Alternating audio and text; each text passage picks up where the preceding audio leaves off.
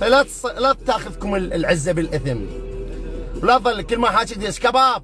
افهم ابني، احنا اكبر من ان نسقط العالم المظلومه، بالعكس ماكو شيء يضيع عند رب العالمين، الله يعرفن كلهن ودعتك، بس احنا جهله. فهمت؟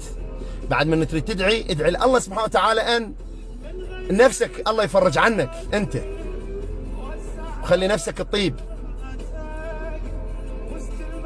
هذا حسن كاظم، حرامات اسمك حسن انت، يقول خاب انشب. انت شنو تقيم؟ انت شنو حتى تقول لي انا شنو؟ انا رجال اعرف تكليفي، بكالوريوس كلهن عدي. اقول لك تعرف شنو كلهن عدي؟ كلهن عدي، كلهن اعرفهن.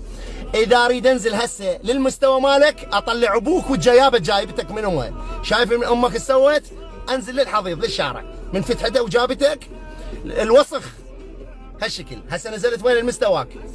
يعني انت مسك الحكي من قلت لك انت ما تصلي، ولان انت ما تصلي اساسا، وحق هو الامام الحسن انت ما تصلي، لان لو تصلي وشريف وتعرف حق الله ما قلت كلها شهداء.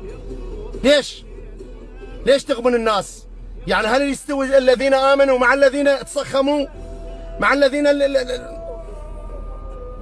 طفارهم للصبح؟ ادبسز شويه، حسوا على نفسكم يا غير السز. ما تشوف الله شلون طيح حظمه من وراء جهلنا والنابش ماله. لا تنسون الموعد. موعد ايش؟ فقريات. موعد شنو؟ كافي.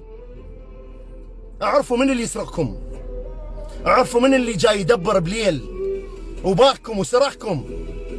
هو ابتدائيه ما عده. كافي.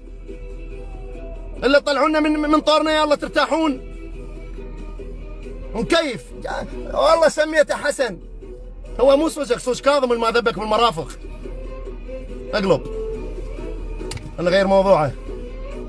على كل، اسال الله ان يجعلنا من الصادقين. حقيقه لا حد يقول يستفزونك او كذا، بالعكس ابرد من البارد بالحسين، بس لا تاخذك لومه لائم في الله ابد. لا تصير عتوي مثل البزونه. تتذكرون عمر بن ود العامري من خرب نزل بالنهر